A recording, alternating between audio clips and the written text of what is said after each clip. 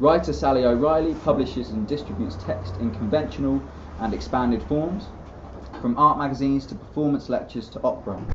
Her diverse subject matter spans such abstractions as rhetoric and ambiguity, as well as more concrete phenomena such as noses, the history of technology, and shopping receipts.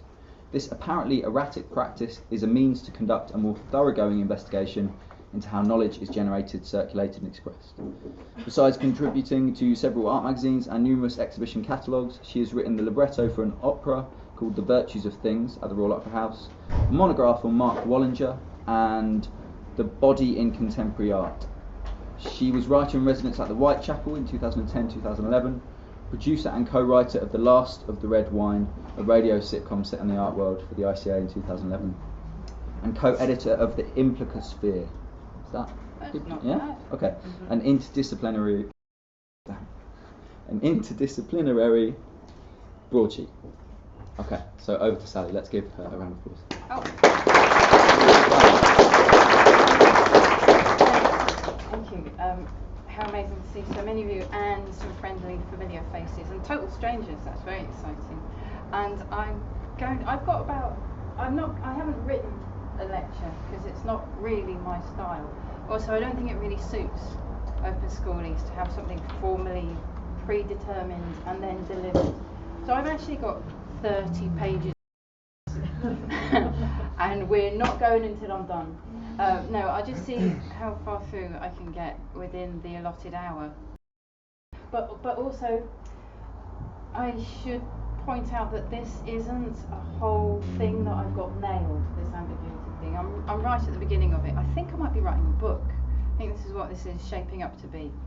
And so what I want to do, which is as useful for me, if not more so than it might be to any of you, is to map out the terrain of this. And the way that I approach things is very prismatically and through many disciplines.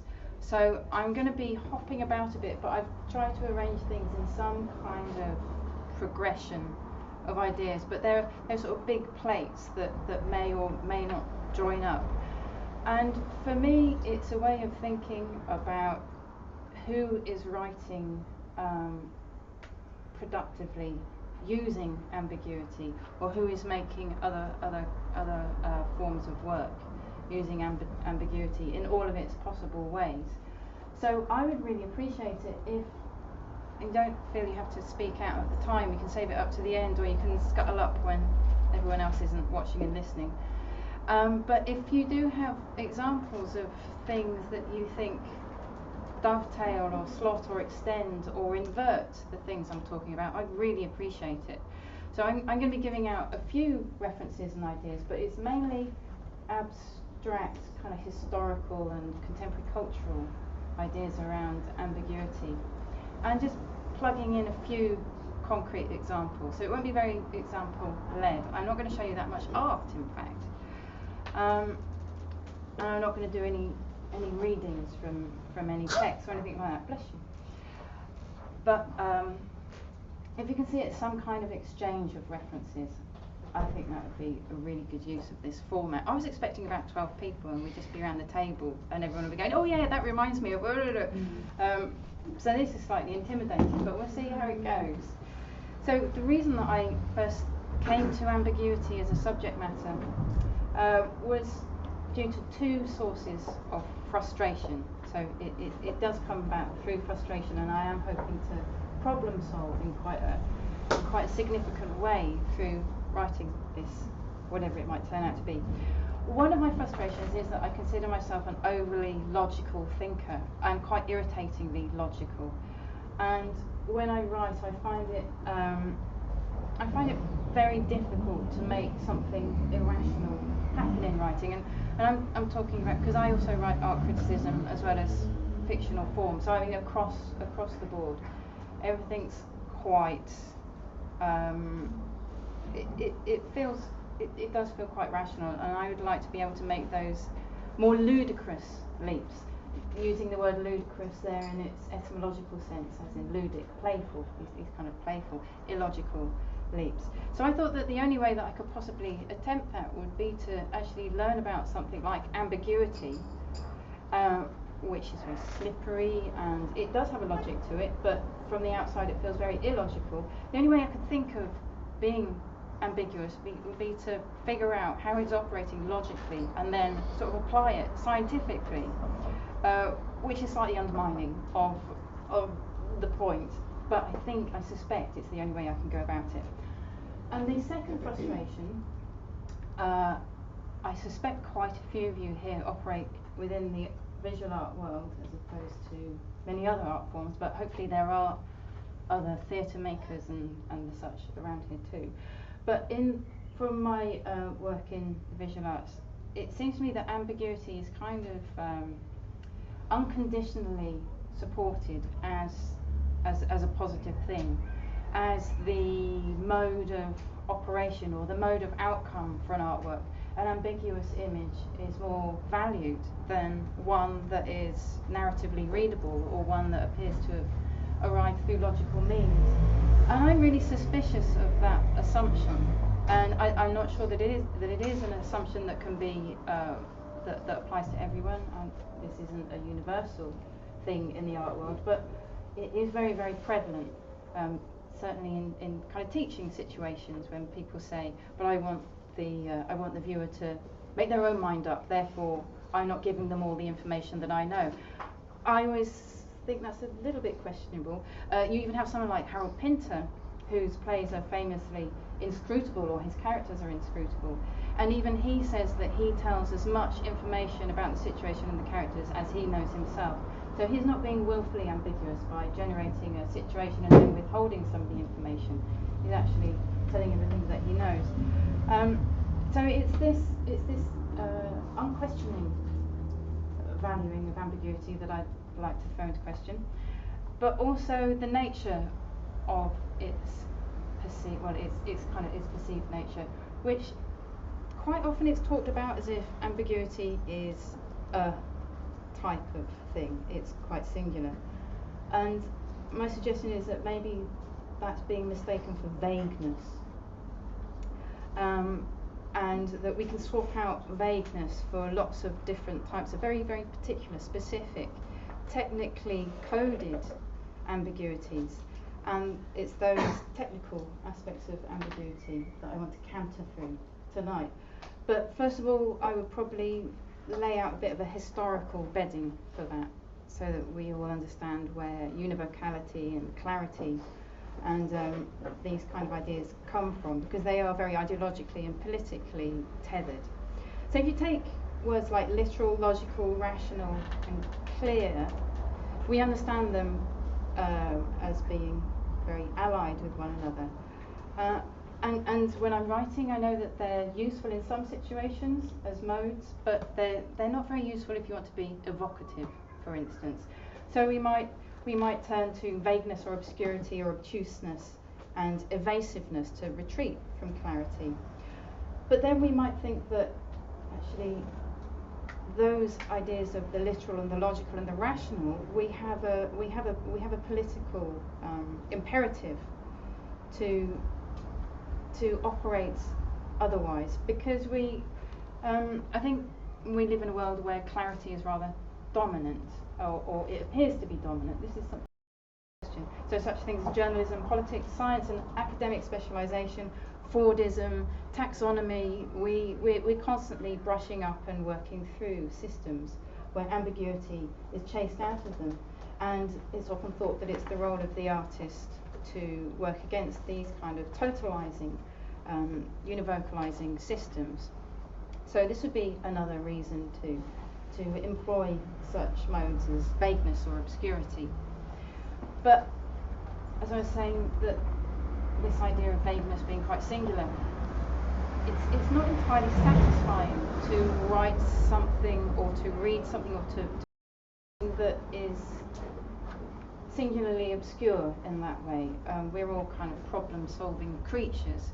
So if the only problem is that the meaning is withheld from us in a single step, I'm not sure that's quite as satisfying as other means of problem solving.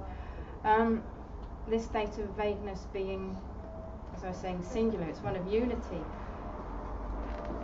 And then if you think of I'm a big fan of starting with etymology as well as figuring out how ideas have come to be, or how language has come to be used in the way that it does.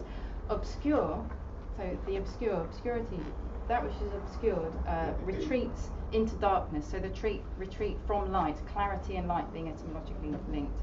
So the obscure retreats into darkness, and the vague is a vagrant from sense. So vague and vagrancy are etymologically linked. It's sort of, the vagrant just wanders off from sense.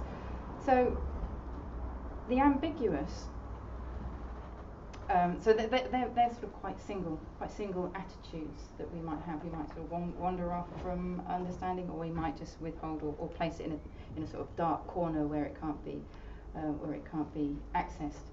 But that which is ambiguous, it holds two ideas or more within it at any one time. And those ideas can be in tension, or one might be smuggled within another to be revealed later on. And it struck me that these two possibilities of the ambiguous, as opposed to the more singular modes of the obscure or the vague, that this sustained tension or sudden revelation, this is kind of the stuff of popular narratives. Even though I think ambiguity is probably more readily aligned with high literature, as it was once called, the literary endeavour, or the fine arts, as we don't call it anymore. I think those processes of ambiguity, of holding things in tension or revealing, they feel more aligned to popular fiction. Do you want to come on in? They feel more like accessible narrative forms.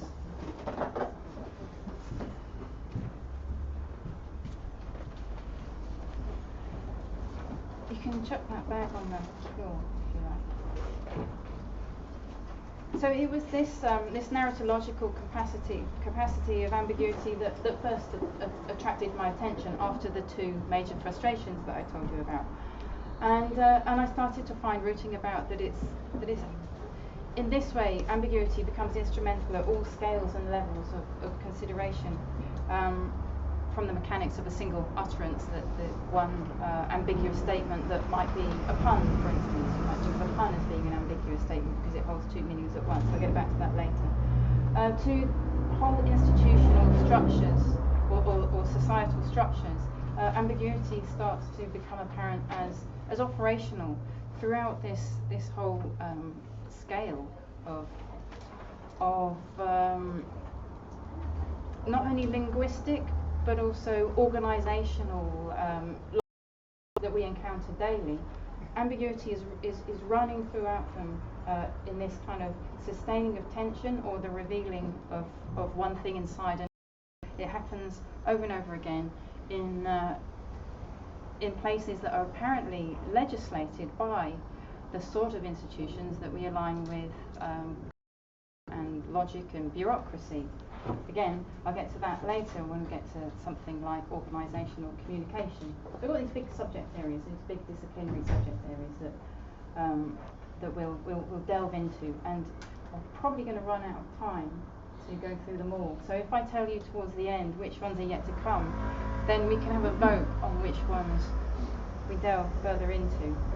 So for instance, there is, I think, well-known analysis of ambiguity, because there have been analyses of ambiguity. I think the most well-known is a literary critic called William Empson, and he wrote 7 Types of Ambiguity in 19 when he was 24, which is outrageous. And it's been in print ever since. And he wrote it just after being booted out of Cambridge for having contraceptives found in his room. So it's a great rebellious work, and the mode of writing is fantastic, and it's very autobiographical, and it's actually generically quite ambiguous, which I think makes it very interesting in itself.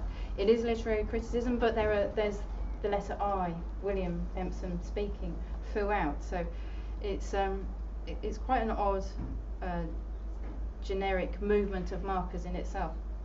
But also you have analyses of ambiguity in lots of contemporary hyper-specialist areas. such as there are doctoral theses and peer-reviewed papers on such things as bilingualism, addiction, sport investigation, the fiction of Henry James, personnel management, the Stoics, GPS engineering, financial modelling. So it goes on and on and on. There are pages and pages if you go to EFOP, the register of all doctorate, and put in ambiguity. There is almost every subdiscipline, the ambiguity of something within this subdiscipline. So it's a ridiculous, pervasive subject matter for anyone to attempt a synthesizing study of. But that's not what I'm attempting at all. It's more of a tracing of the status of ambiguity, or the implementation of it, or the acceptance or refusal of it at different points in history, and also within different areas of practice. And then from that to create a kind of prismatic understanding of how it can be used as a tool for people who are making things now, and particularly for people who are making things in critical relation to social structures and institutional structures that presenting one aspect, one attitude towards ambiguity, but actually in practice employing another. When I talk about a tool for makers, and I'm talking from a personal position as a writer, I'm not at the moment, and I'm not tonight, going to be in a real technical sense, but I can point anyone who is in that towards the use, or it's a kind of generic understanding, or within genre theory, how ambiguity is placed to mark whether the genre is fantastical, or the mystical, the marvellous, or the uncanny. Whether the ambiguity is sustained and unresolved, where that's the case, that is the pure fantastical within fictional forms, and where it's resolved, so there is an ambiguity that is then resolved, we're in the realm of the uncanny in writing. And then, as you see, I have to refer to my notes here because I haven't quite got this nailed down yet, this bit. But Christine Brooke Rose in the, I can't remember the name of the book, but I'm sure it'll come to me the next time I'm in the loo. If anyone wants to know about that, I'll tell you afterwards. But where ambiguity is sustained but is accepted by the characters within the matrix of the world of the fiction, then we're in the genre of the marvellous. So that's one example of the structural use of ambiguity as an identifier of genre.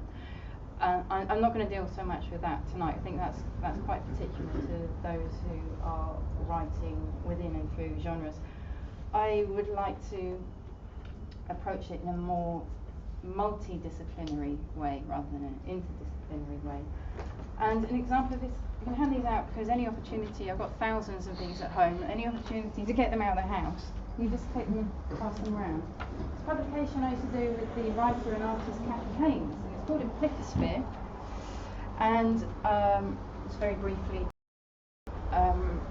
it's a collation of pre-existing fragments of texts and imagery from all sorts of disciplines, so medieval witchcraft, for instance, contemporary art, frontier medicine,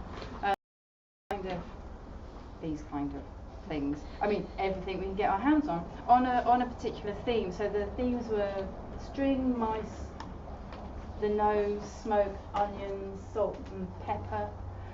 So you'll notice that they're nouns, and they're really specific things that you feel you can look at and touch and know. We all know what a nose is, and yet do pass them around. Sorry, I haven't got enough. I wasn't expecting quite so many. But you'll find that we found that whenever we tried to define what the nose was. Every discipline or historical standpoint, or every individual, or anyone with a different impetus behind their rhetoric, the nose seemed to have a different quality for them. There was no definitive definition of the nose, and we just found that even the apparently simplest static things were completely ambiguous. So again, it's a case of ambiguity being a bit of a non-subject because it's emblematic of anything. The moment that you try and grasp it, the moment you try and understand anything, I find it falls apart in my hands. And every time I write anything, it's generally a demonstration of this, how everything falls apart in my hands. And ambiguity in its definitive form, and that's an oxymoron. By nature, ambiguity is friable. So it's anything, or the ambiguous is friable because it is it's two or more things apparently within the a single entity. So the moment you pick it up, it starts to fall apart. So I mean, we made these Implicaspheres many years ago now. But what I realise now is that I've always been dealing with this issue of the multivocal. What is apparently one thing is actually many things. So to get on to etymology, and I will have to read this out because etymology, I think it's good to be precise. The rule of thumb is that ambiguous tends to stress uncertainty and is usually applied to external things, while the ambivalent tends to stress duality and is usually applied to internal things. And I give you ambiguity and ambivalence because according to things like Webster's, these kind of word usage books, ambiguity and ambivalence are quite often mistakenly handled. So another way of distinguishing between the two is their etymology. Ambiguity is a Middle English form of the Old and Modern French ambiguité, and in the Latin ambiguitas. Sorry, I went to crappy comprehensive. I was dragged up. I don't do Latin, but ambiguitas. The stem ambi meaning both ways, and the suffix a form of agere meaning to drive. So related words flesh out the class of ideas with which the word consorts, and with which its meaning is inflected. So ambient, for instance, means revolving or circling about something. It's from the French ambir. Ambigenal means of two kinds, a hybrid, and an ambit is a circuit. And ambition also stems from ambir and is synonymous with drive, which seems an odd coincidence, I think. And ambidexter is from the Latin for on both sides, and it refers to one who is able to use both hands equally well, as opposed to ambilavus, who are left-handed on both sides, i.e. they're clumsy. So across this family of definitions, the predominant quality is that of non-singularity, but not necessarily multiplicity, and more often it's duality that's implied. And the higher order plurality of the words ambiguous and ambiguity are implied in an obsolete French word, ambigu, which was a banquet at which a medley of dishes are set, so a smorgasbord of possibilities is also another way of thinking about ambiguity. But when we look at its more particular usage, the multiplicity of meanings becomes more clear, I think. So in the OED, it gives subjective and objective definitions of both noun and adjective forms. And the objective ambiguity is double or of dubious meaning, and concrete speaking is an equivocal expression. And that which is ambiguous is doubtful, not clearly defined, open to more than one interpretation, which is the most widely understood definition of the word. But from the subjective position, which I think is more interesting to us, which it sounds a bit more like post-structuralism when we come to the subjective definition of the word. It means hesitation, doubt, or concretely speaking, it's an uncertainty. While that which is ambiguous is hesitating, doubtful, or of doubtful issue, hence not to be trusted. So we have an idea of morality entering into things here. Not to be trusted as of the oracles, etc. Using words of doubtful or double meaning. I'm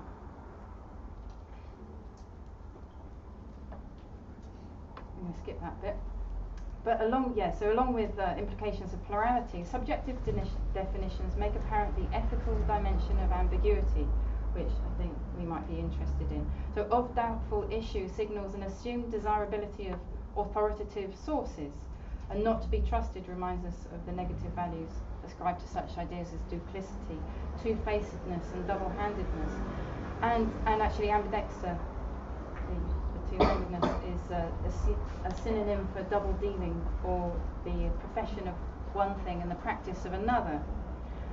So here, quite specifically, it's the separation of speech from action, which provides a kind of gap down which a contradiction within a person can fall. It's that down which the morality can slip, if you like. And it was this gap between what we say and what we do, or what we think and how we behave, that led to the coining of the word ambivalence by the German psychologist Eugene Bleuler, who he coined it when he was researching one of his other coinings, which is schizophrenia. And his example is the rose, and he talks about the seduction of its petals and perfume being at odds with its inhospitable thorns. And a person who doesn't suffer from schizophrenia can kind of compare the beauty of the flower with the risk of handling it, and form an integrated understanding of the phenomenon of the rose. And in fact, its beauty might even be heightened by the fact that the thorns are a bit dangerous. They're to be overcome so the flower can be appreciated all the more. So those two ideas of the rose that are at odds with one another are synthesized into an understanding of roseness. But the schizophrenic can't resolve these two qualities, and can't associate the love and beauty, ideas such as love and beauty that the rose might symbolize, with the pain of the pricking of the thorns. And so those conflicting emotions remain dissociated, and they're unintegrated, and they each remain intact. I was going to tell you about Implicasphere using some examples from the nose, but I'll just tell you quickly. This is the NASA E-nose, which can actually deambiguate cola. So the NASA E-nose went on the space shuttle, and it was devised so that leaking gas could be registered, because that's one of the most dangerous aspects of space shuttle doings. Because it is odorless, a lot of these gases are odorless. And this E-nose is so sensitive that it can smell the difference between Pepsi and cola. So you can deambiguate your cola. Anyway, a little backwards diversion there. Yeah, this is a wank glove. A friend of mine, Mark Smith, was writing a book on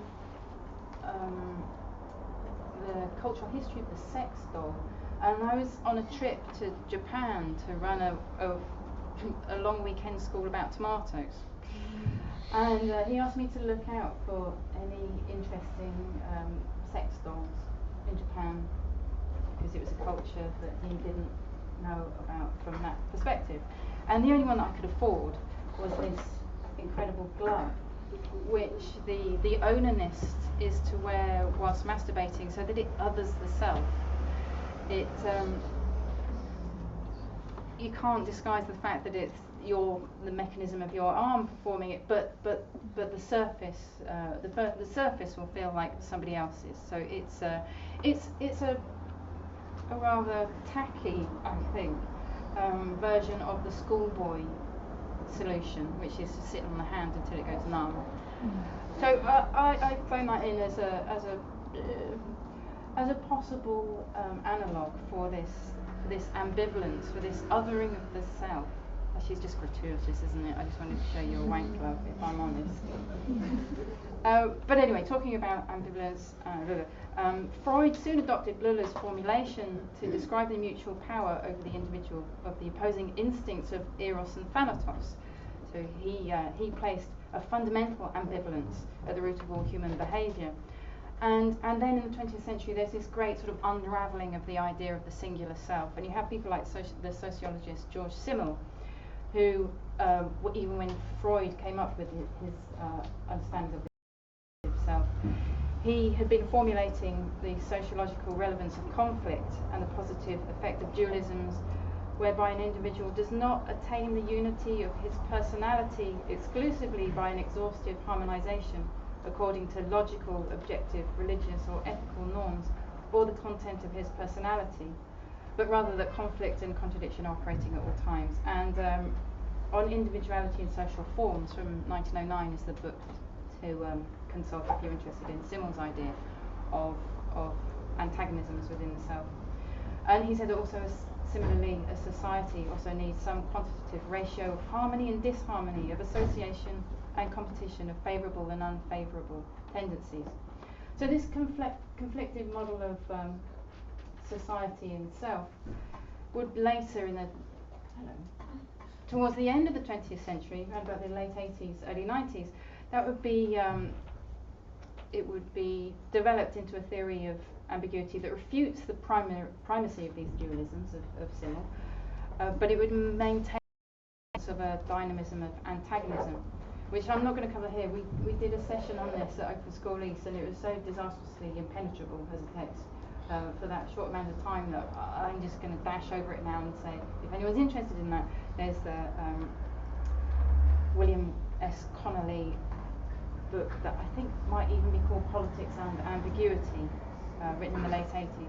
But this is also a lot of thinking around relational aesthetics by Claire Bishop and people like that. It comes out of this skein of sociological thought of ambiguity from the early 20th century, from Bleuler's ambivalence to Connolly's idea of a more multiplicitous ambiguity within the individual and within society itself.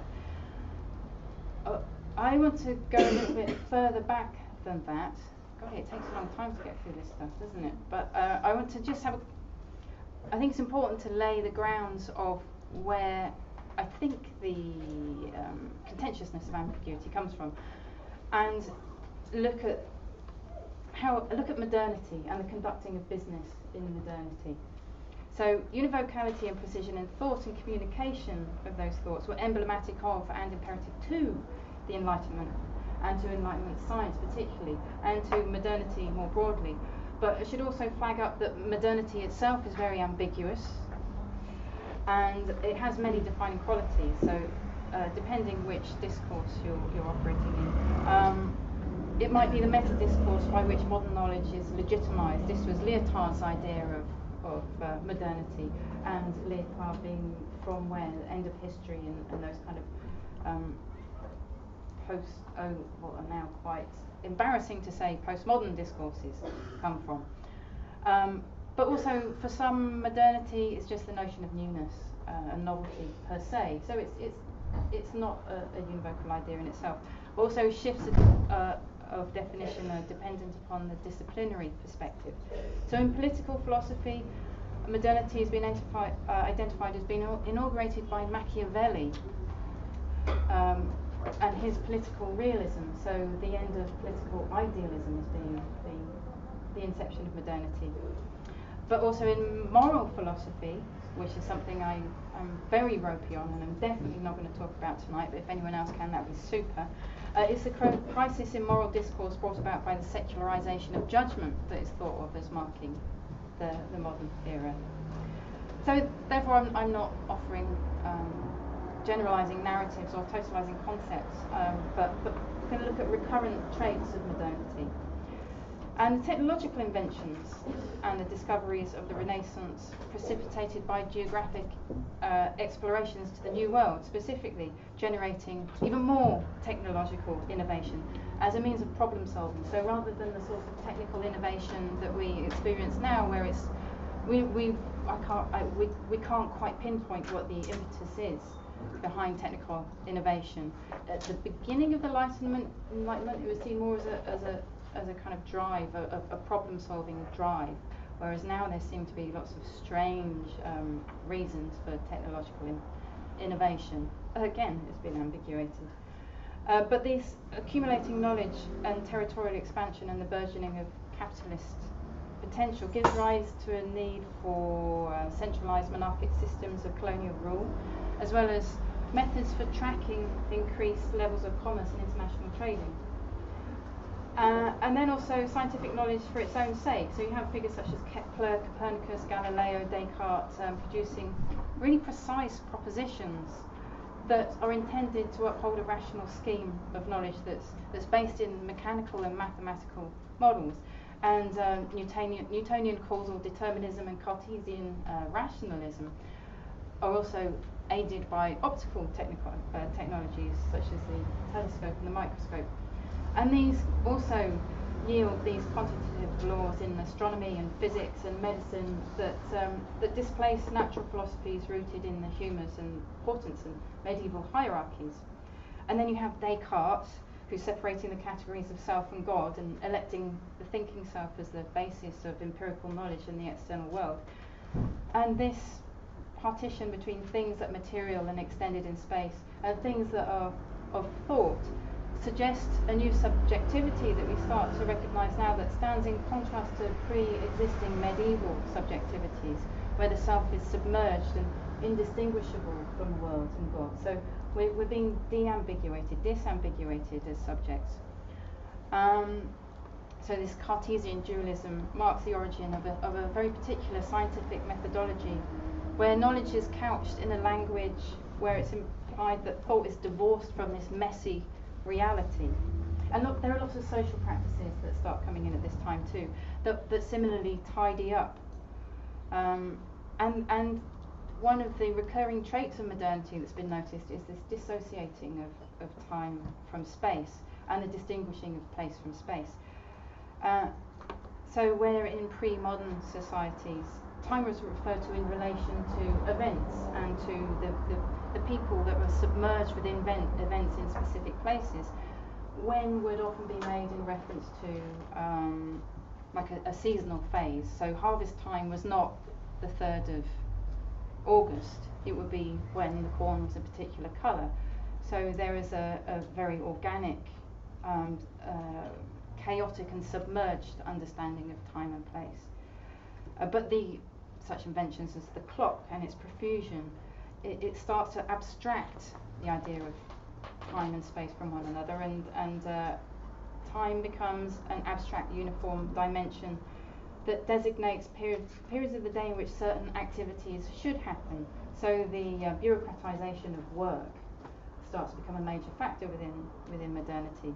And the assumption of the universal calendar and the worldwide expansion of patterns of social organisation start to characterise modernity too.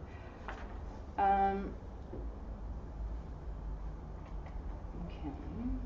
So we have ambiguity being chased from the system by mechanisation of measurement and by this changing conceptualisation of space-time, where both are considered in isolation of one another. So space or place becomes constant over time and autonomous of its inhabitants, but time is metaphorized as flowing linearly and independent of place, or whoever might be experiencing time. So charts and timetables and maps that track or govern movements, they comprise an ongoing series of static images, and it sort of shutters experience into the here and now. Well, the experiential here and now rather becomes sort of shuttered into now and or there and then. They become these static images of how things were at a very particular time, rather than the immersive experience of things moving apparently without ever resting anywhere. So this immersion in an ambiguous situation is transformed into observable stages of an objectifiable event. And my favourite example of this is double-entry bookkeeping, which is incredibly important, I think, in the story of modernity. So in 1494, there was a Franciscan monk who wrote a book. It was a digest of all mathematical knowledge up to that point, and it included quite a few chapters on double-entry bookkeeping. And this practice of bookkeeping, he didn't invent it, but he recorded it. And bookkeeping enabled indistinct activities of the marketplace to be held as an image on a sheet of paper that were made up of univocal words and figures, numbers, integers. By univocal, I mean there was no ambiguity. There would be the miller's name and the number of sacks of flour. It was a reduction at that particular time to the number of sacks of flour owned by that miller.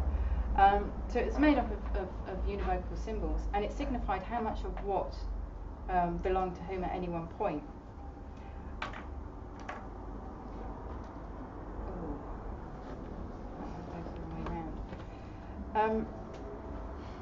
yeah, I was hunting around for a contemporary invocation of this value of the static and the enduring, and I found this really bizarre advert from 1972. You could get your lips cast in bronze to give to your lover, and he or she could make it into a belt buckle. Quite a gauche example of the holding still of something as transitory as love in a really lasting metal static image of, that's not even a kiss, of just a sort of benevolent smile, oh, I love you.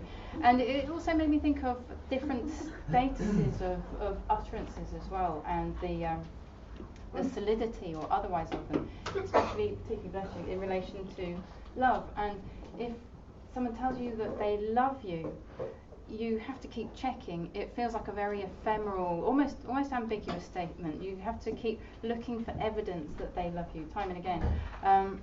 They can say it any number of times, and it needs replenishing. But if someone says that they hate you, there's no way of dissembling that. It is an incredibly unambiguous statement that just seems to persist over time and space and follow you and that person around forever. It's a very odd conundrum. Anyway, on with modernity. So the development of mapping as well is analogous to changes in spatial concepts due to shifts in subjectivity. So whereas early maps, they employ vestiges of the submergence in time-space. So you have these perspectives and an understanding of what it feels like to be in a place, or what it looks like to be in a place, swapped out for what we now understand mapping to be, where we're completely dissociated from any experiential qualities within that space.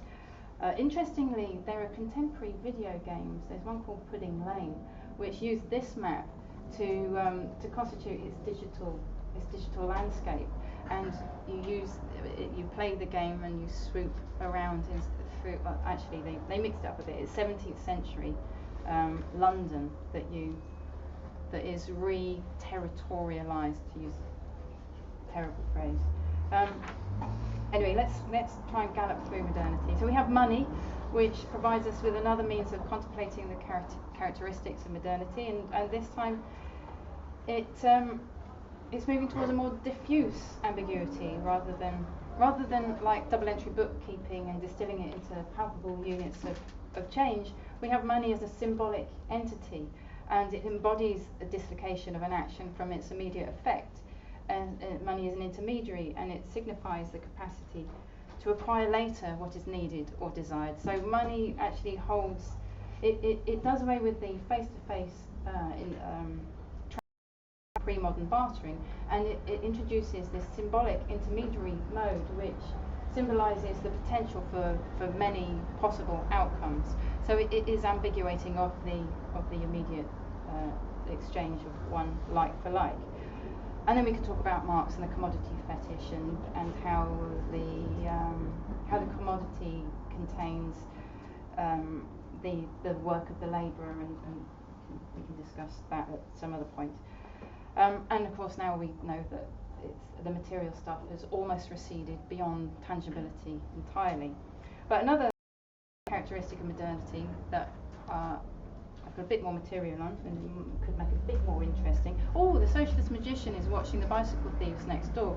He has a magic show about money. If anyone is particularly interested in money and performance, he's called Ian Saville, and he's got a show entirely about the symbolic nature of money. Very nice coincidence. He might come and join us afterwards, so if you see a guy who looks like a magician, just go and ask him. So yes, another characteristic of modernity is that of specialisation.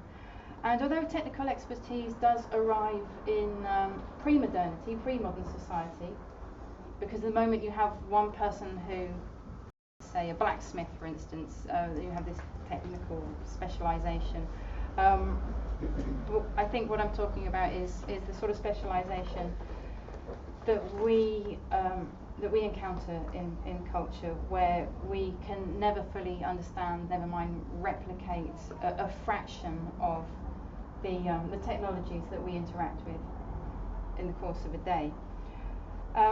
technical expertise in modernity does appear to follow a narrative of increasing scalar intensity, starting with broad vocational categories, and then to the atomization of Fordism, and then to sort of flexible short-run specialization for niche markets that characterizes the economic structures today. But Buckminster Fuller was he was a mid-20th century. He was an idealist architect who had a very particular understanding of where specialization came from, and he thought that it was a political imperative to resist specialization, and he called it comprehensivity. But I'm going to frame it by saying it's about re-ambiguating our areas of knowledge and expertise. Well, I'll show you. I've got a bit of video to the hippies in Hyde Hill in 1968. Shall I show it to you quickly? Yeah, it's not long. And I can have a drink. Oh, and for a little treat, there's a bit of Patalesco beforehand.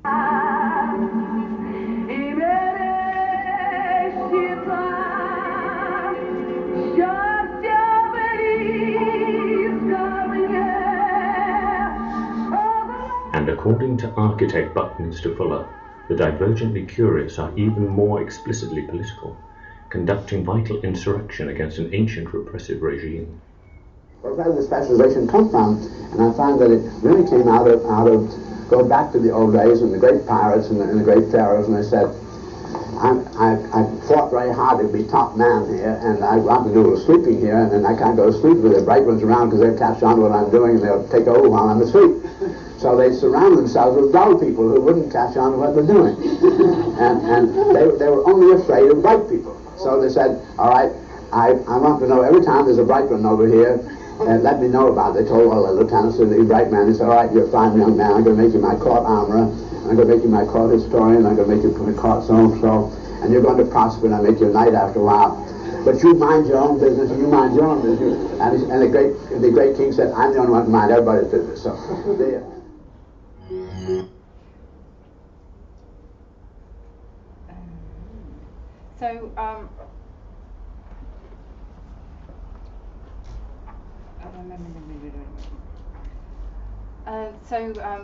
Buckminster Fuller was suggesting that this horizontal attitude of comprehensivity, where we all should gain a knowledge that is perhaps broader than it is deep, would therefore negate against the possibility of power structures perpetuating this isolation. Actually, another model for this is Kafka's short story, The Great Wall of China, where everybody who is building the Great Wall of China, nobody knows anyone other than who is their direct senior and who they are directly senior to. So there's no possibility of insurrection because nobody knows how to gather great numbers of people together. So everybody is atomized, and so this specialization, this separating out of people's capacities, is seen as a real aspect of modernity. I'm pausing because actually it takes ages to tell you this stuff, and I was going to tell you all about scientificity as well, and I think maybe it might be a bit more interesting to get onto the more applied stuff. So I'll give you just a quick gallop through, unless anyone's particularly interested in science and the language of. But anyway, so we know about this separating of time and space, and the abstraction, and the rationalization, and the holding still and making static and turning into imagery, and the language of science also participates in this, and to an extent drives it as well. And you have Newtonian laws and Leibniz, and the social sciences start to grind into an application of this scientificity as well. And you have all sorts of things about Kant and Euclidean geometry. But the language of this materialistic attitude to the world is univocal and unambiguous, and there is a consensual agreement on the singular meaning of any term. So no person is to speak an idiolect. So an idiolect is where only one person understands the language. It's a nice use of the original meaning of the word idiot, which is a singular. You're the only person that knows what you're talking about. So standardization of the English language, the dictionary being the apogee of this chasing out of the idiolect, of the ambiguous. Except there is one major ambiguity right in the centre of all physics, and it still persists now. It operates more as a mystical entity than a scientific understanding, and that is gravity. People can describe what gravity does, but nobody has ever been able to say how or why or what it is. So the whole edifice of scientificity is really rocky. It's kind of an illusion.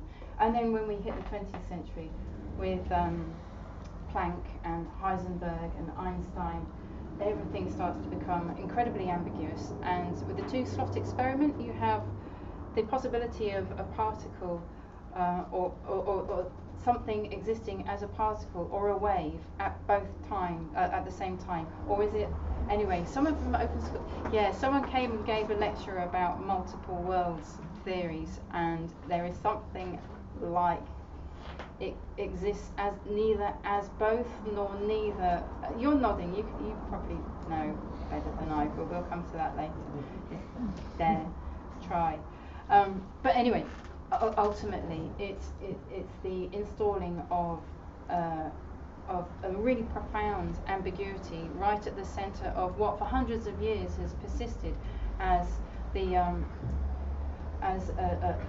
de-ambiguating series of languages and logical moves. Right, where am I going to jump to? Where should we go? Slot experiment. There's lots of stuff about fiction that attempts to represent this early 20th century science, and there's pages and pages of web pages and web pages of pulp fiction as proof of multiple worlds theory. Again, I'm not qualified to talk about such things, but I'm quite interested in 80s deconstructionist literature as a means of communicating the friability of knowledge. So in writers like John Barth or Robert Coover present narratives from multiple perspectives, and they always fall apart, or characters shift, or no one character turns out to be 25 characters. But we're going to skip all of that. Yeah, I'd like to talk about decision making and the Stoics. Okay, let's get on to embodiment. I know you're interested in affect. So the Stoics, so a few centuries BC. For the Stoics, it was vital that the wise man was able to recognize an ambiguity so that he could find the truth in what was being said, and knowledge of truths and the ability to handle them rationally was imperative to one's general success as a human being for the Stoics. So we know of the Stoics as now this sort of, I suppose the stiff upper lip would be the British understanding of a Stoic, one who accepts all that happens to them. But there is this quite odd embodied understanding of knowledge that the Stoics adhered to, which is incredibly odd, and yet we still use phrases like bodies of knowledge, which I think could well be vestiges of this Stoic attitude to knowledge. So in Stoic doctrine, the universe is divine and rational, and there is in humans, in all humans, which differentiates them from animals, a spark of divine reason within the soul.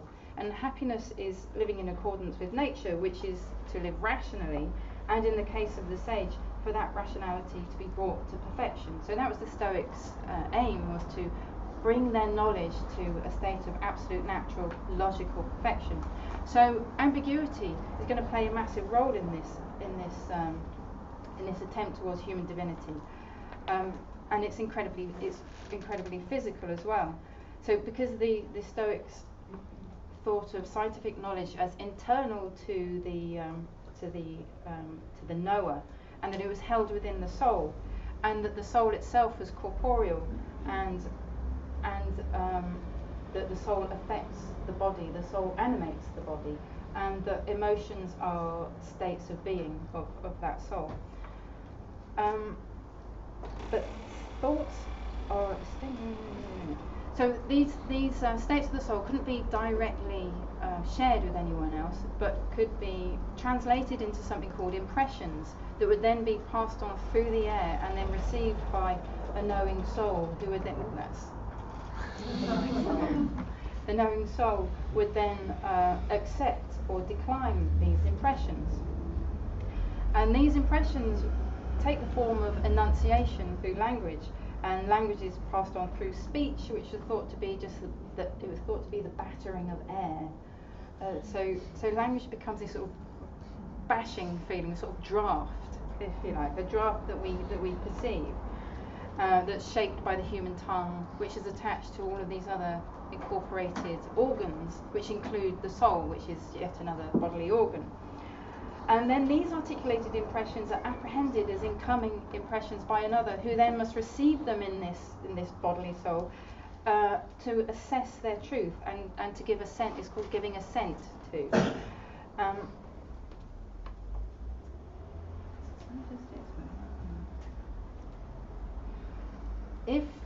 If something is that physical and it's taken into this body of knowledge, it was thought that that it meant that psychic adjustments, kind of like making room in your cupboard to fit your shopping in, had to occur on a really regular basis, unless you were one of these sages, in which case you embody all knowledge and there's no readjustments necessary.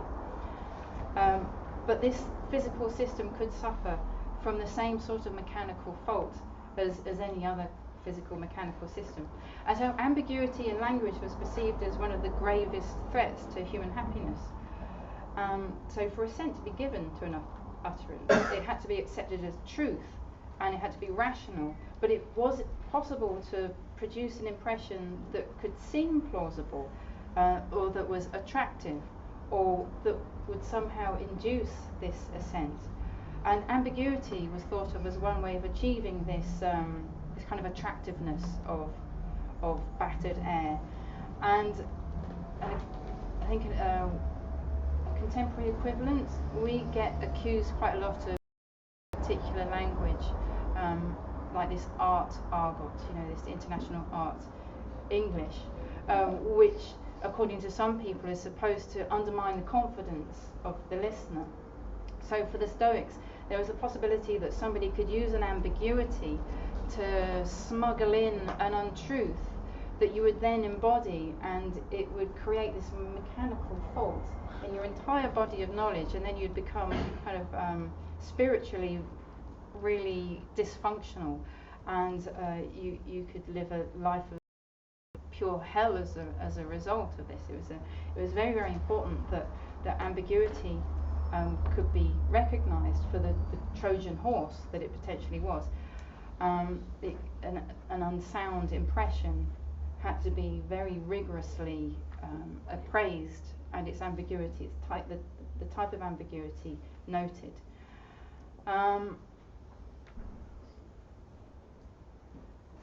So a study of ambiguity becomes very important to the Stoics, and there are a series of definitions, or a taxonomy of ambiguity that they adhered to. But it was noted, they did note, that ambiguity could be used productively.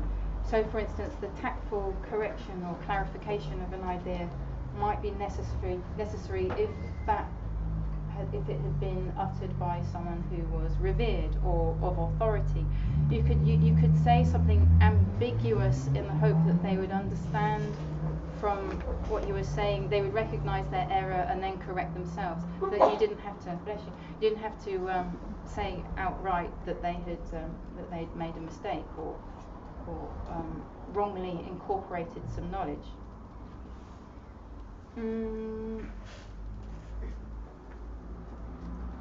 I'm going to skip this thing about specialisation, because I think we all daily experience the anxiety of late modernity, and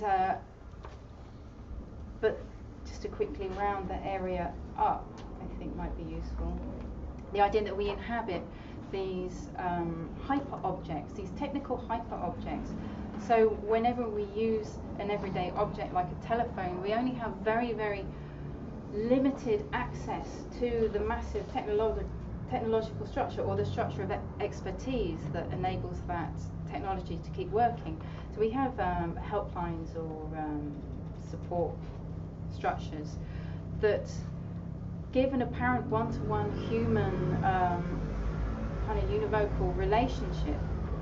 So, but it's kind of an illusion, a mirage, and it's a personable means of disguising the fact that actually this separation of time and space has occurred to such an extent now that we have no way of embedding ourselves in our daily activities at all, because we have been ambiguated along technological lines that are beyond our ability to piece back together. Besides these illusions of interpersonal relations, of the helpline and so on, there are also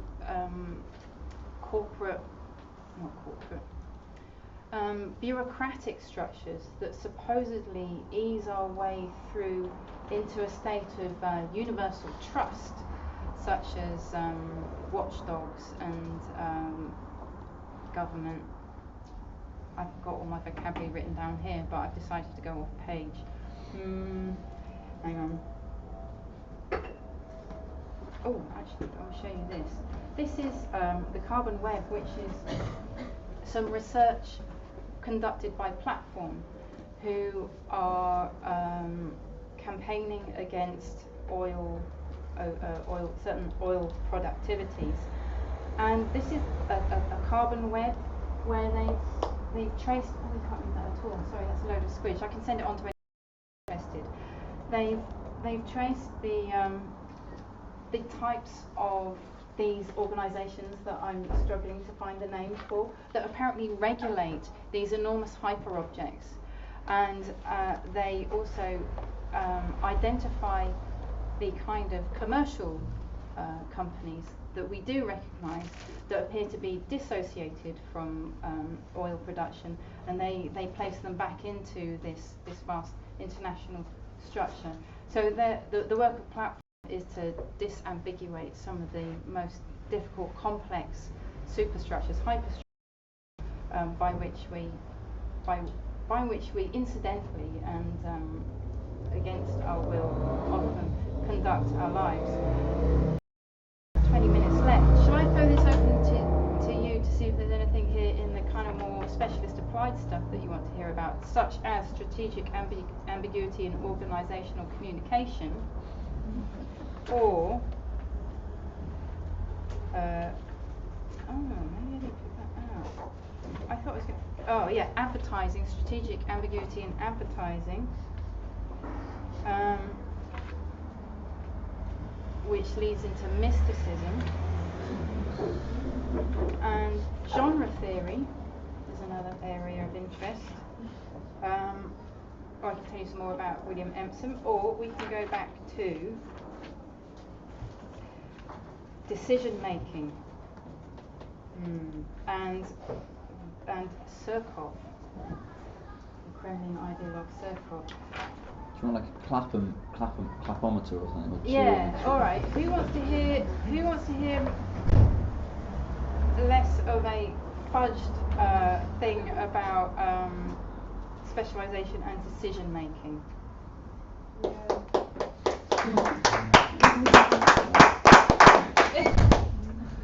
Which would include a little film clip of some B.S. Johnson. Who wants to hear about strategic ambiguity in organisational communication? And who wants to hear about strategic ambiguity in advertising?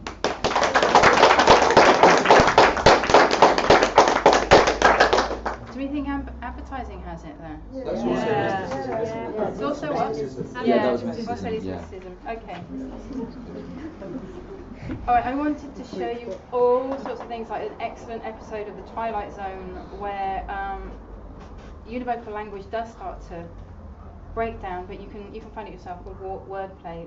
This guy discovers that for him gradually everyone around him starts swapping words out, and the dictionary starts to atrophy for him, Christy Mallory's Own Double Entry is a really bad film, but it's a really great book by B.S. Johnson. I say it's really great, I haven't read it, but B.S. Johnson is great. And that is the basic plot is that this guy studies double entry bookkeeping, and he thinks that it might be a great way of conducting his life morally, ethically speaking, because he gets a little confused about what deserves what sort of reaction. So he devises a kind of a numerical system, and it becomes like an exchange tableau that he devises. And that was Surkov, who was he's an advisor at the Kremlin, and he also writes fiction and is really into Tupac as well, and he writes art criticism. And some of the fiction that he's written is particularly to suggest to the readers that actually no meaning is univocal, nothing, there is, like Implicasphere, nothing is, he draws on Lyotard. There's a lot of talk apparently of Lyotard and that sort of early 90s, late 80s, early 90s postmodernism in the Kremlin as a means of distributing unrest, or at least a means of curbing the sense that you can do anything, that you can change anything about society, because all of his characters encounter futility. That was a really awful film. Okay, advertising. So there are three possible approaches to processing an advertisement. There is the experiential, where only peripheral cues are processed. There's the heuristic, where rules of thumb may guide the consumer through. So example of some sorts of classes of heuristics, there's something like TripAdvisor ratings, which is known as the social proof heuristic. There's the advert of scientists in lab coats, and that's the authority heuristic. And there's free shampoo samples, which is known as the reciprocity heuristic. We can afford for all this stuff. And there is something called anchoring as well, the anchoring heuristic, where you encounter a really high-priced product to promote the sales of lower-priced products. One of the other possible approaches is the interpretation of text and pictures, which can be systematic. So the consumer processes the advertisement carefully, taking all the information provided into consideration.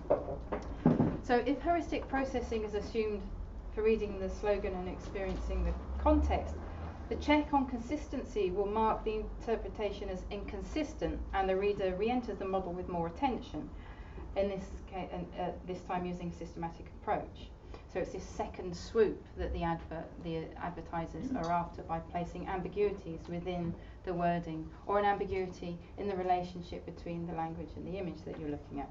And if this second swoop, provides a satisfying interpretation of the deliberate ambiguity, the process is closed with dissatisfaction by us, the consumer. And if no interpretation is found, the reader leaves the process disappointed. But typically, slogans are elliptical utterances that leave the interpretation of anaphoric expressions more open and inviting more inference. And anaphoric is the use of an expression, the interpretation of which depends on the context in which it's found. An example of this, there's an exhibition on at the moment at the Freud Museum by Disinformation, and it looks at Jean Genet's final interview just before he died. And Genet misheard the interviewer and misheard l'amour as l'amour, love as death. And apparently this was a really surprising mishearing because of the context of it. I don't know I haven't seen this interview, I don't know what the context of it was, but it's quite remarkable and quite telling of Genet's psychology, that he mistook love and death for one another in this particular context. So that's l'amour in French because of its is it homophone or a homonym? Homophone. Because of its homophonic qualities, it is anamorphic. And the salient meaning of a word or expression is the meaning retrievable from the mental lexicon rather from the context. So idioms and collations are good examples of pre-authored and universally retrieved things. We have a whole lexicon of idioms and collocations, little pairings and triplings of words that we know instantly to mean something very specific, that we so solid that we tend to bring them to the situation before we bring the contextual reading to the situation. And I think that's related to the idea of cliches. And to give you a quick little historical vignette of where cliches come from to make this all the more solid. Cliches is a typographic term. Pre-digital pages were laid out using hot press, so there'd be the manuscript that would then be replicated using single letters, and it would be made up in these racks, and then the page printed. So it would be laboriously laid out, letter by letter, with spaces. But some words like and, the, and but, because they recur so frequently, would then be left ready made up and just slotted in whole. And then after some time it was noted that certain phrases, like at the end of the day, or women of a certain age, they tended to recur as well, and so they would be left made up, and they would be hung on hooks, and the compositor would say, can you pass me the women of a certain age cliche. So this thing was called a cliche, and the word itself is thought to have come from the sound of the presses. It's got this sort of clicking sound of mechanical repetition. So cliche is a pre-authored phrase that is mechanically reproduced by us linguistically because we just mechanically reach for it. So in advertising, you'll find a lot of these collocations and idioms and cliches because they come to us so readily, and then they scuff up against the context to produce an effect. So where Ken stands on the tube, so we have the salient meaning of to stand in combination with where, which is to have a strong opinion. So the slogan announces the opinion of Ken. This is Ken Livingstone, who was the Mayor of London in the early 90s? No, late 90s. Oh, I can't remember. Right. So the slogan announces his opinion on the topic of the London Underground. But in the context of the advert, the slogan describes quite literally the whereabouts of Ken. And so it's the look on his face that we're to use as an interpretation of where Ken stands on the tube, where those two interpretations of that sentence twist.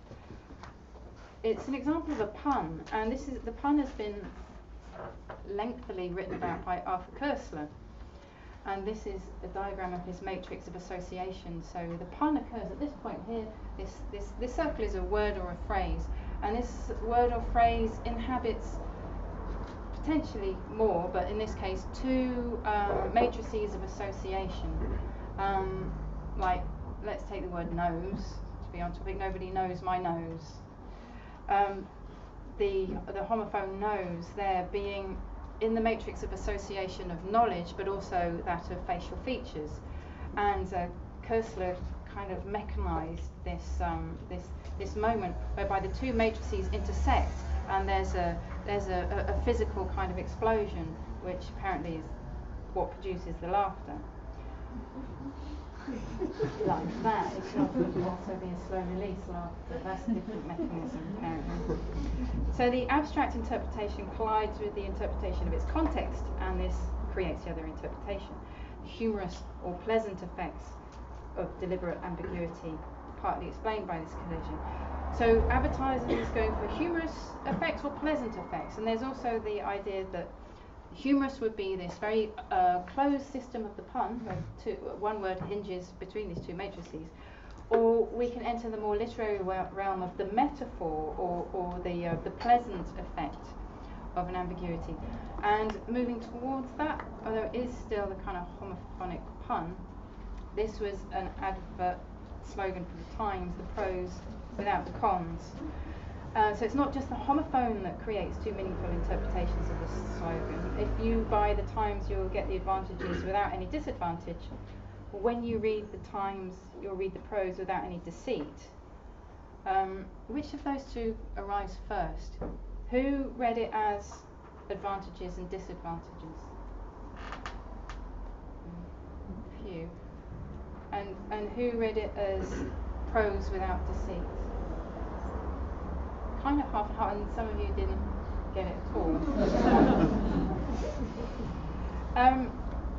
So this is an example of an instance of strategic ambiguity that goes beyond the tight supply, and it has another level to it as well. There's also the context of the newspaper that makes it richer, that makes the pun operate on those two levels. So the co-occurrence of words in a sentence determines their specific meanings, and if these meanings do not fit the context of the sentence, other meanings will be employed to come up with a satisfactory interpretation. So priority of meaning is determined by the interaction of words and their context, as we know as good post-structuralists, that advertisers apparently are just working this out. But so the strategic use of deliberate ambiguity, it does have its downfalls. Recognised slogans are appreciated more than unrecognised slogans. Recognised ambiguous slogans are appreciated more than unrecognised ambiguous slogans. And unambiguous slogans are recognised as slogans recognised as ambiguous are appreciated more than unrecognised unambiguous slogans.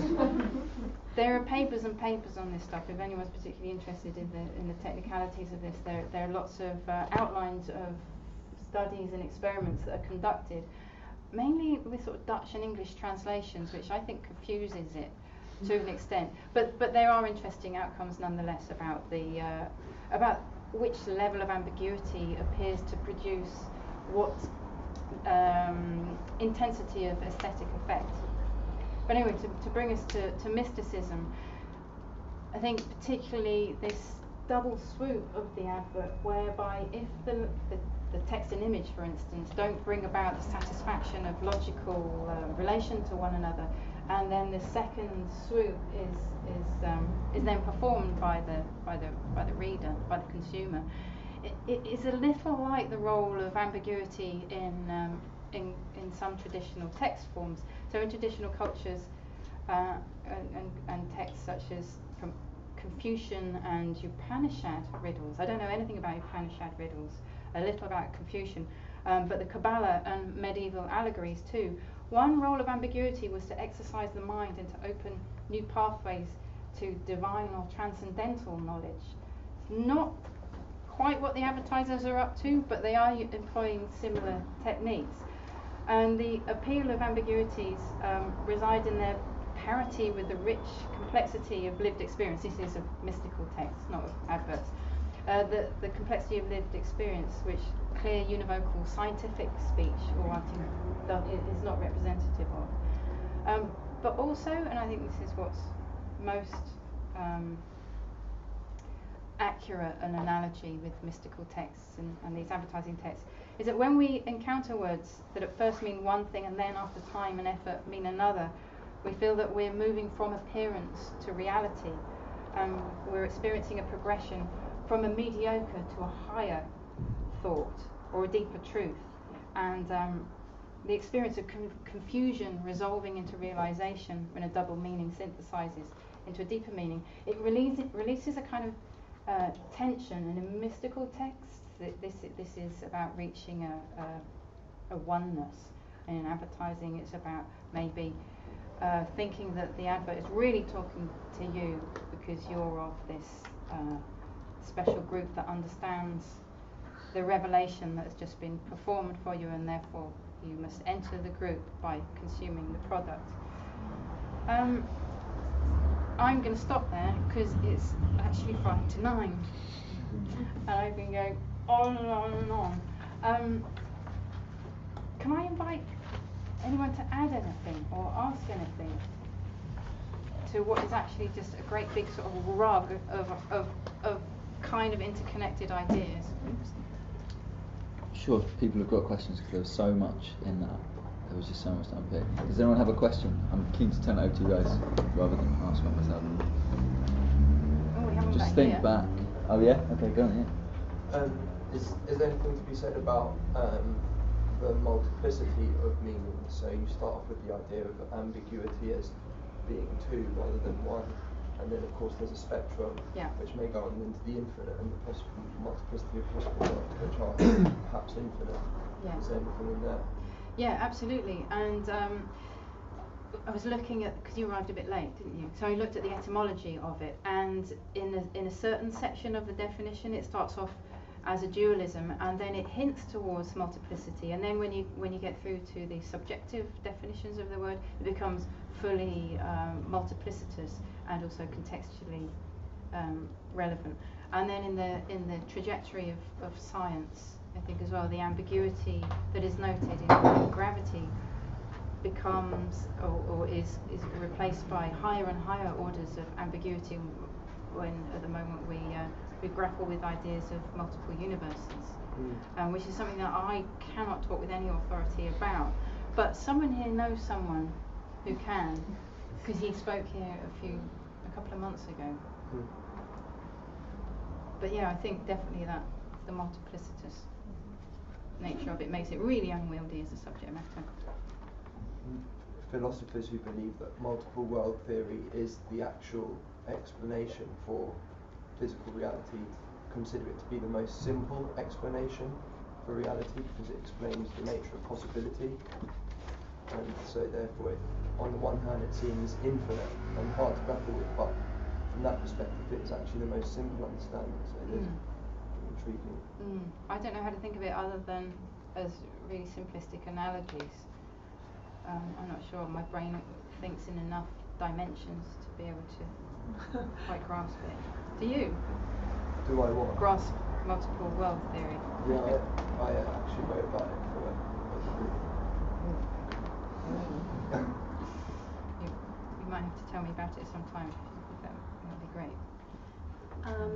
I mean, you talked about comprehensivity in terms of specialization, and I sort of, I was just thinking maybe, I think that's further ambiguity, and that maybe goes to the point you were making, that maybe we kind of don't, with the internet, we don't know so much about, we are so like, we know so little, but in a way there's this feeling that you can find out about just about anything, how things are done on the internet. So if you kind of want to know how, like, something works, you will be able to find it through, like, we will be able to Google it if you Google it for long enough. And I think that in a way that produces this further sort of ambiguity in our understanding, how we kind of conceive this sort of, in our position in the world and how we relate to it. Yeah, there's also a publishing company, I've forgotten their name, interesting, that publish books on how to do things like pick locks and how to do the sorts of things that we're not supposed to know about, but that are also retrievable on the internet. But then we have another layer of structural ambiguating stuff, like the car engine being welded behind a panel, so that actually it becomes like 18th century anatomy, where you have to kill the specimen to be able to understand its workings. So the corporations, the people manufacturing these goods that we can find the ways of how to prolong the life of, actually find other structural ways of making that impossible. So it's a bit of a push and pull, it feels like sometimes, that DIYing, that tooling up with knowledge of how to negotiate these giant systems of technological expertise, how to glean gobbets of that expertise, but there are always ways that are being invented of making that expertise deniable again. But don't you feel you can kind of reach an expert through, like, you can find you can maybe email someone who could help you? I mean, that's when we... But the thing with specialisation now is that even those who are expert in something really, really narrow, understand the limits of their own expertise, because everything is so joined to its neighbouring phenomenon or discipline that the ambiguous sort of border between subjects now means that you will need a little bit of somebody else's expertise most of the time. So there's generally a sort of collective approach that's required, and a lot of people withhold. And it's an odd culture, specialisation. Yeah. Or expertise. I was wondering, regarding affect, if you had about the relationship between ambiguity and anxiety. And I'm really interested in what you mentioned about ambivalence and schizophrenia being defined almost at the same time. Yeah, well, by the same person as well. Yeah. Yeah, there is a lot of writing about ambiguity and anxiety, but mainly as a kind of the anxiety of the modern, and because of these dissociative, disembedding, the loss of control over our immediate surroundings, because there's so much that's so far flung, that's impinging on the here and now, that we can't access, that we can't even know is affecting us. So there's a lot of that sort of writing. As for the contemporary psychology, I haven't got to that bit yet, but I can let you know when I do. But there'll be plenty. Maybe this contributes to that, because Kierkegaard writes a lot about anxiety. About what? He's written a lot about anxiety. But then another part of his work in the 40s, and he's got this big book that I kind of delved in and out called Either Or, which is really about morals.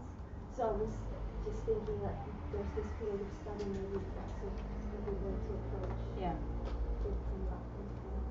Yeah. There's a lot of post-Kantian moral philosophy on it, which I haven't tackled yet.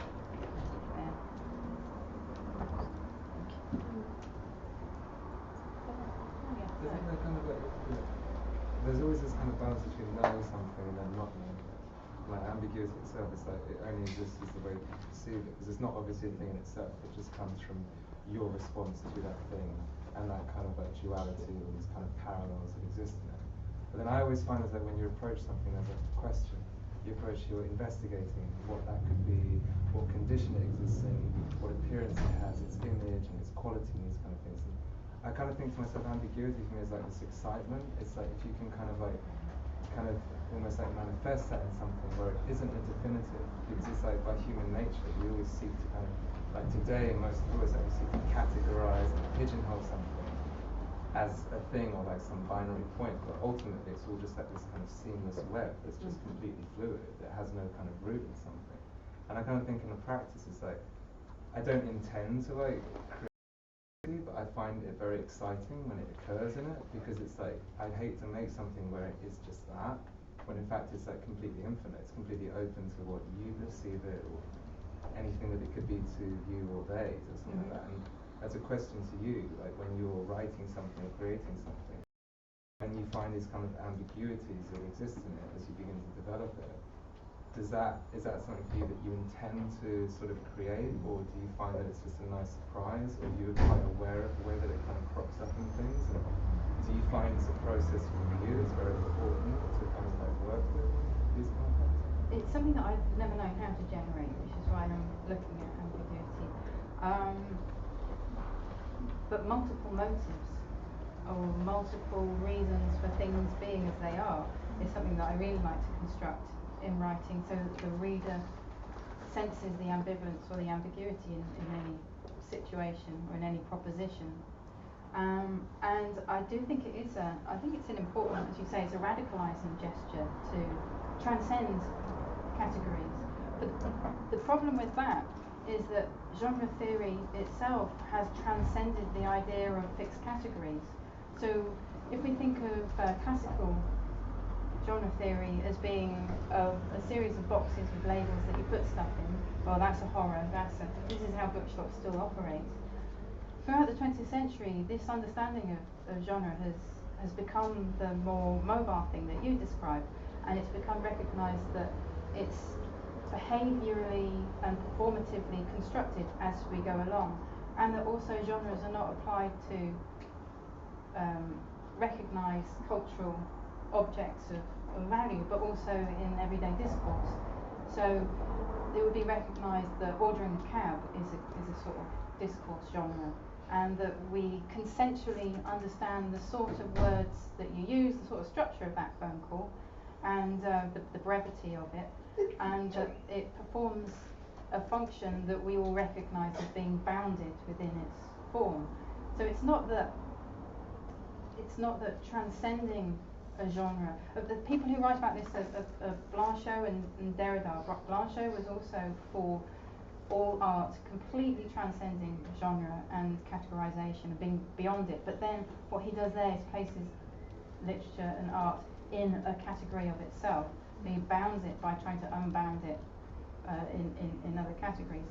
And then Derrida starts talking about how once we recognize that a genre is not, once we recognize that a text is not of a genre, we place it in relation to that genre, and it performs its difference from that genre. And so therefore we can never leave the idea of genre and category behind. We can only perform our difference to it. But also within genre theory there is a recognition of how they're ideologically imbued. So if you take something like the genre of offering condolences, in the 19th century that would be very formal and would be made using these kind of idioms and collocations.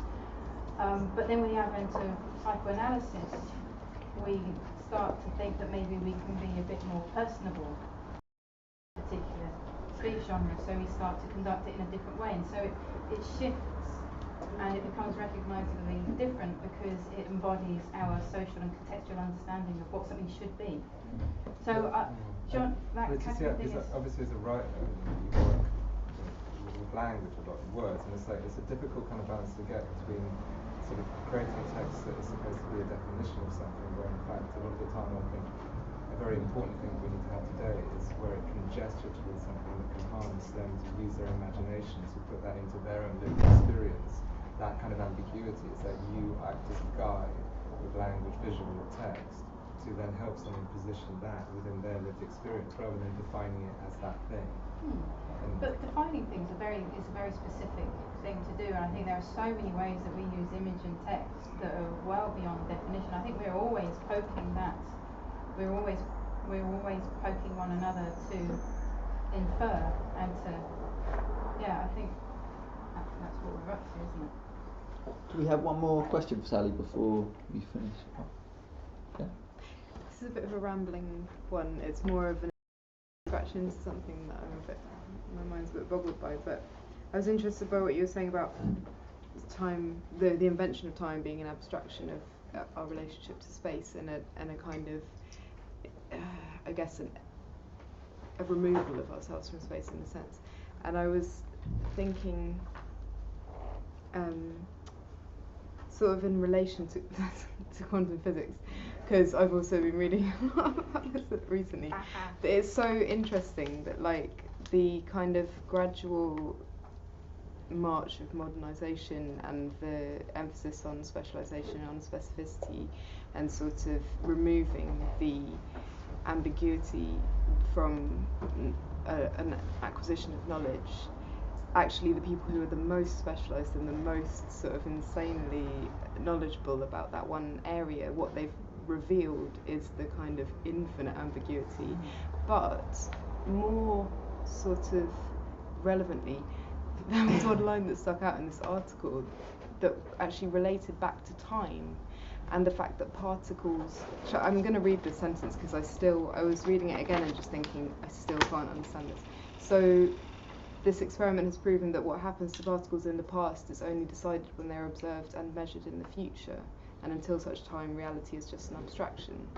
So it's this idea that actually we've, in denying the sort of inherent ambiguity of our positioning within time, we're kind of obscuring almost like this sounds really like New Age, but a sort of essential component of being a human, do you know what I mean? Like that actually at the core of what it is to be a human, or to exist within to be what is the lump of matter that is a human within the universe, is kind of that is its essence. It's just a complete unfixity within space, and that trying to delineate space and kind of divvy it up in the way that I really like the idea of a shutter, like it producing a shutter to existence.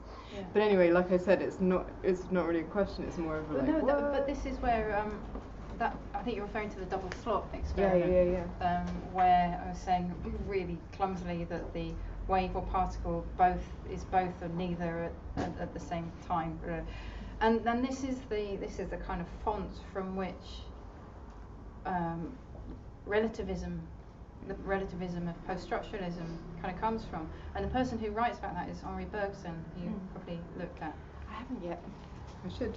Because his big swivel, this is really early 20th century, around about the time of Einstein's, I can say, clarification of this deep ambiguity, was to make multiplicitous again the human experience, but also to re-establish intuition as opposed to logic. And his understanding was that logic dissembles everything into facets, singular facets, that we then kind of prismatically lean against one another to create an understanding of the whole. Whereas with intuition, we just enter the situation and empathise with it and know it all at once in a very illogical way. And I think that's what effect, a lot of thinking about effect also comes out of Bergson as well, for that reason, for the re-establishment of the whole human sort of sensory experience of a situation, rather than the scientificity that had been prevailing up until that point. That's it's all connected. I'm going to let Sally stop talking now. But it's been totally amazing, so I think we should all give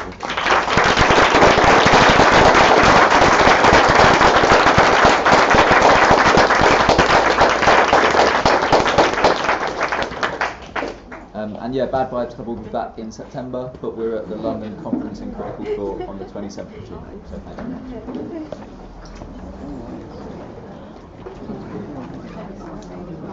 Yeah.